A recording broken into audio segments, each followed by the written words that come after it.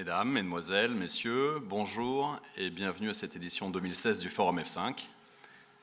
C'est la 5e fois qu'on organise cet événement et on est heureux et pour tout vous dire assez fiers de vous voir chaque année un peu plus nombreux. Donc merci beaucoup de nous consacrer cette journée, merci beaucoup pour le business que vous nous confiez année après année et j'espère qu'on passera ensemble une bonne journée.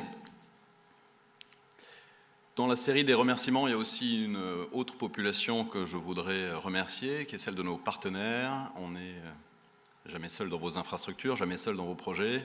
On n'est pas seul non plus aujourd'hui pour vous accueillir, puisqu'on a aujourd'hui donc 12 partenaires qui sont à nos côtés tout au long de la journée.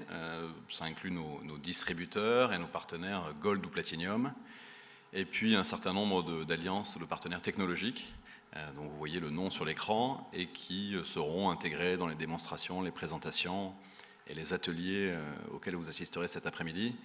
L'idée, c'est de montrer à cette occasion les solutions un peu complètes et plus larges que juste F5, sur lesquelles on travaille avec vous et sur lesquelles on souhaite partager aujourd'hui.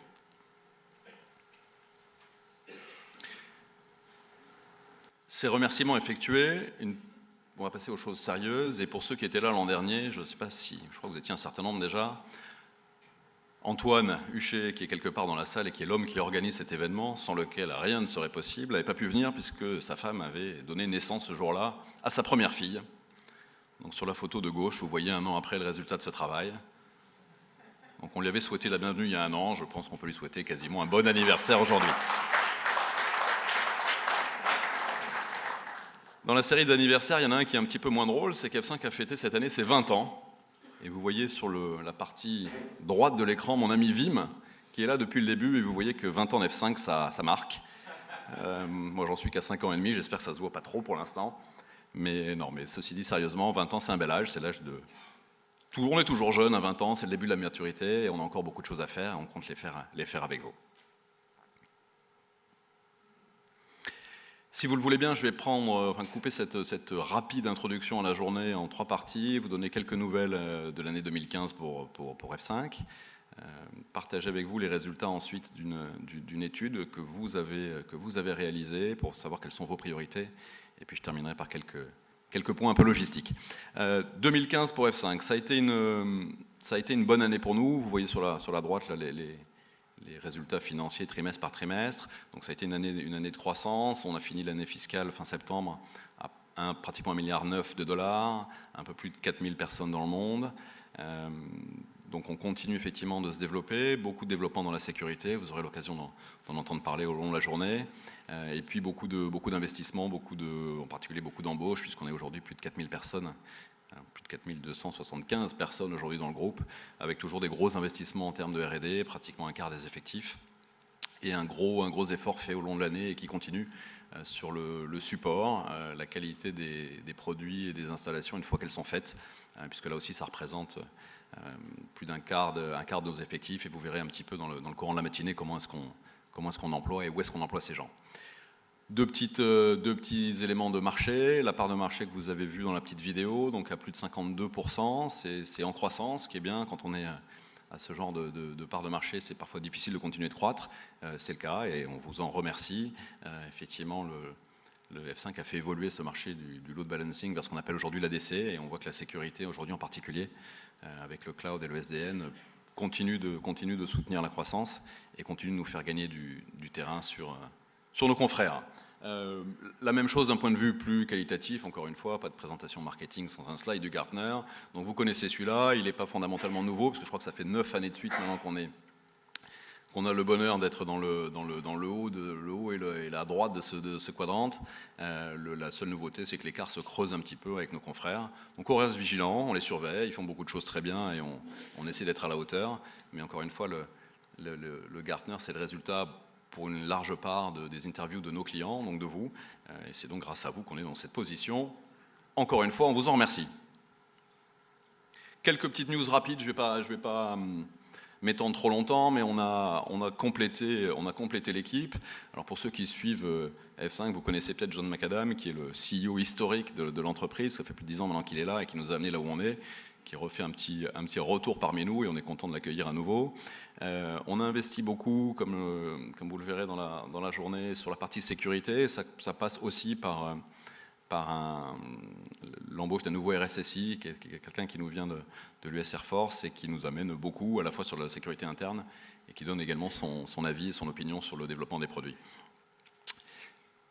Pour ce qui, je ne l'ai pas mis sur le transparent, mais on investit aussi en France. L'équipe a cru cette année d'une dizaine de personnes depuis qu'on s'est vu ici l'an dernier. Je vais saluer Grégory, qui est le dernier arrivé, qui est quelque part dans la salle et qui nous a rejoint la semaine dernière. Donc beaucoup de... Merci pour lui. Beaucoup de nouveaux venus, en particulier dans l'équipe technique de Laurent. Ces investissements en sécurité, ils ont pris au cours de l'année plusieurs formes. On a été les premiers à détecter de nombreuses attaques. J'ai ici signalé, j'arrive jamais à le dire, pourtant j'ai révisé, mais Tinbapor, qui est effectivement une attaque qui a été détectée par nos SOC et par les équipes d'experts qui travaillent sur ces sujets-là. Et ça se traduit aussi par d'autres formes de produits, avec l'annonce récente de la disponibilité dans Azure. Vous aurez l'occasion d'en voir une démo un peu plus tard de notre solution de WAF. Le deuxième sujet sur lequel effectivement on investit beaucoup et sur lequel on a du coup des nouveautés, c'est la partie cloud ou SDN, avec un certain nombre de partenaires dans ces environnements-là. Et là on travaille aujourd'hui, on accueille aujourd'hui Nutanix. Le partenariat a été annoncé il y a quelques mois et vous verrez dans le courant de la présentation encore une fois ce que ça veut dire concrètement. Mais effectivement cette partie orchestration, cette partie cloud sont évidemment un gros sujet d'investissement. Ça se traduit dans le monde de l'entreprise, ça se traduit également dans le monde des opérateurs avec les premiers proof of concept de NFV, donc de Network Function Virtualization, qu'on a fait en collaboration avec nos amis d'HP, de Nuage, etc. Et puis, ce qui va me faire la transition avec la deuxième partie de cette courte intervention, on a sorti il y a quelques jours en français les résultats de l'étude désormais annuelle. Elle a 2 ans, donc c'est une habitude récente, mais ça devient une habitude au bout de 2 ans. On interroge désormais tous les ans nos clients sur leur vision de l'évolution du marché, leur vision de l'évolution de leurs besoins, comment ils voient évoluer leurs applications, comment ils voient évoluer leurs infrastructures et comment est-ce qu'ils espèrent qu'F5 puisse les accompagner. Pour cette édition 2016, il y a eu plus de 3000 clients, 3002, ça tombe bien, plus d'une centaine de clients en France, donc on a une version française avec les chiffres français de cette étude. Et je vais me servir de ça pour vous donner la suite de la présentation, et on s'en est également largement inspiré pour l'agenda de la journée. Quelques highlights, encore une fois, vous aurez à la fin, dans 2 ou 3 transparents, la source, et vous pourrez télécharger l'étude complète, mais quelques highlights qu'on a voulu faire, quelques coups de lumière, coups de projecteur particuliers. Le premier, les 2 chiffres que vous voyez apparaître là, sont 55%, c'est 55% des entreprises françaises ayant répondu à l'enquête, qui ont plus de 200 applications. Et un petit chiffre intéressant, 32% de ce budget IT concerne des applications mobiles aujourd'hui. Ce qui n'apparaît pas là, mais qui est quand même intéressant, c'est que 10% de nos clients disent ne pas savoir combien d'applications tournent dans leur entreprise. Okay, donc ce qui pose un certain nombre de questions. On voit que le nombre d'applications augmente, qu'aujourd'hui tout dans une entreprise est géré par une application, et il devient difficile de savoir combien d'applications, quelle est réellement leur criticité, et quelque part la stratégie qu'on avait ces dernières années d'apporter un grand nombre de services aux applications dites critiques, cet exercice-là devient plus difficile. Les applications ne sont pas nécessairement critiques, mais elles sont importantes. Elles touchent la vie des employés tous les jours, etc. Donc on a une espèce de mission de traiter l'ensemble du portefeuille applicatif pour pouvoir faciliter la productivité de l'entreprise, qui est pas simple, parce qu'encore une fois, on ne sait pas forcément combien d'applications on a, on ne sait pas forcément lesquelles sont critiques, la criticité peut évoluer dans le temps, etc.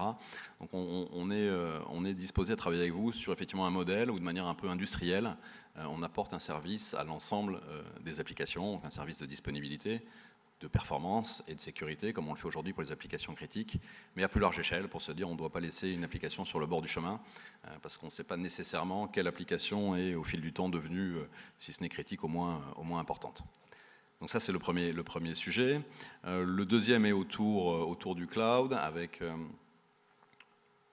au moins dans les états d'esprit, effectivement, une adoption de cette technologie qui est maintenant acquise, puisque on constate, et ça ce sont les chiffres en France, que donc les 25% des clients, quand ils lancent une nouvelle application, commencent par regarder s'ils ne peuvent pas la faire tourner dans le cloud.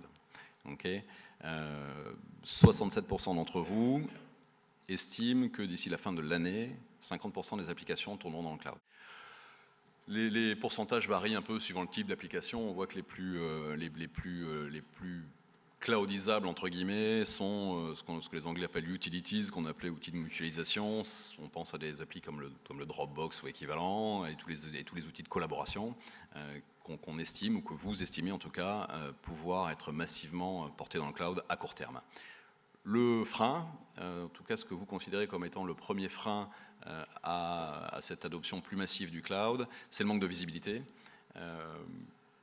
Avant éventuellement le manque de sécurité, ce qui est une info intéressante. Et donc on aura une partie avec Taoufik un peu plus tard dans la matinée pour voir effectivement comment est-ce qu'on peut, quand on a une application qui tourne dans le cloud, avoir le même niveau de visibilité, le même niveau de conscience de comment elle fonctionne et quelles sont potentiellement ses faiblesses, ses failles et ses risques.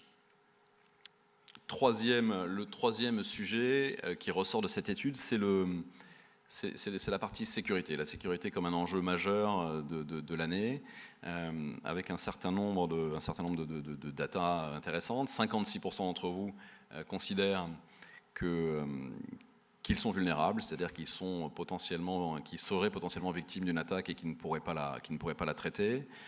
La première cause que vous estimez à ce risque, c'est la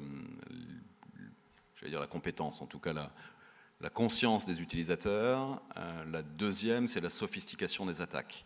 Et là, on arrive à un sujet qui est intéressant, c'est que la vaste majorité des investissements concerne aujourd'hui la sécurité du réseau. On voit que 89% d'entre vous investissaient dans des firewalls réseau, 88% dans des solutions d'antivirus, etc.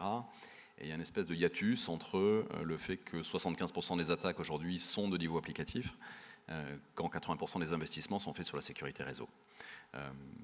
25% d'entre vous ont adopté une stratégie autour du SSL. Je reste rapide là-dessus, puisqu'on aura l'occasion de rentrer un peu dans le détail de ça. Mais effectivement, le troisième point, c'est la sécurité comme un enjeu majeur et un hiatus qui perdure entre des investissements massifs dans la sécurité du réseau et des attaques qui, elles, depuis quelques mois, voire quelques années maintenant, concernent principalement les applications. On est toujours intéressé de savoir ce que vous envisagez de dépenser dans l'année à venir, donc on le partage avec vous. Ça, c'est quelques sujets sur lesquels vous dites travailler et réfléchir à des investissements. Le premier, c'est le DDoS. Je crois que je n'ai pas mentionné dans le slide précédent que une petite moitié d'entre vous considère avoir une politique anti-DDoS efficace, 49%. Donc on n'est pas surpris de voir qu'effectivement ça fait partie de vos préoccupations et des sujets potentiels d'investissement, avec un autre aspect intéressant qui est que la majorité d'entre vous considère que cette protection DDoS doit être tout en partie opérée dans le cloud. Donc on aura l'occasion d'y revenir. Un deuxième sujet d'investissement, ou en tout cas de travail et d'études, c'est le SDN, globalement dans ces démarches de cloud, d'orchestration, etc. 60% d'entre vous s'interrogent, 60% d'entre vous ont des projets d'études. On a quelques exemples, nous, en France, comme ça, de réalisations concrètes en production, mais ça reste pour l'instant quand même majoritairement un sujet d'études et d'investissement. D'investigation, pardon. Ce qui est pour le coup un sujet d'investissement, c'est le cloud privé à ce stade, la consolidation et l'analyse du big data. Là aussi, c'est des sujets qu'on traite avec vous depuis un certain temps. On aura l'occasion d'en parler un peu plus tard dans la journée.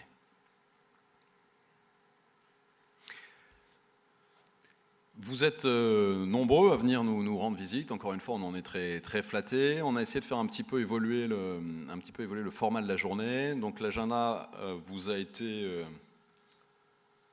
distribué, c'est ce petit papier que vous avez reçu à l'accueil. Donc la matinée se déroulera en deux parties avec une pause à 10h30, donc une session plénière pour toute la matinée. Et ensuite, on a modifié un petit peu le format des ateliers l'après-midi. On en a réduit la taille et augmenté le nombre. Donc l'idée, c'est que vous puissiez assister à ces ateliers.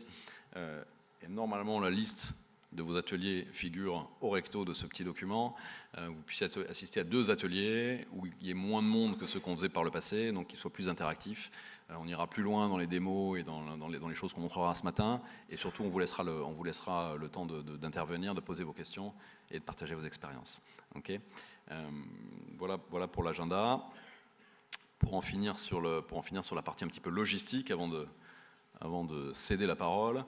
Le petit agenda, j'en ai parlé. je fais un peu mon démonstrateur maintenant. On vous a également remis ce document qui a deux parties en réalité. La première à l'intérieur, c'est le comment on dit en français, feedback. Donc c'est le formulaire de retour de vos impressions de la journée. Merci d'y consacrer quelques minutes, c'est important pour nous, c'est là-dessus qu'on se fonde quand on fait le programme de l'année suivante. Donc ça prend 2 petites pages et 5 minutes à remplir. Et puis au dos, vous avez un espèce de passeport avec un tampon à apporter par chacun de nos partenaires qui sont au rez-de-chaussée, là où vous avez pris le café, ou sur la mezzanine, puisqu'on a cette année deux espaces un peu de restauration ou de récréation, comme on veut. Donc n'hésitez pas à faire le tour, à faire tamponner vos petits passeports, et il y a un cadeau qui sera tiré au sort pour ceux qui auront rempli leur passeport intégralement, en sachant que ceux qui n'auront pas eu tous les tampons ont quand même le droit à ce magnifique chargeur de batterie. Oui, merci. Contre la feedback form qu'on reprendra à l'accueil. Est-ce que j'oublie quelque chose pour la logistique ? Non ? Ok. Sur ce, il me reste à vous souhaiter une bonne journée avec nous. Encore une fois, merci beaucoup de votre temps. Merci de l'investissement que vous faites en nous consacrant la journée. J'espère qu'on sera à la hauteur de cette attente. Et puis, je vais céder la parole désormais à Laurent pour rentrer dans le vif du sujet et dans les solutions technologiques. Merci beaucoup.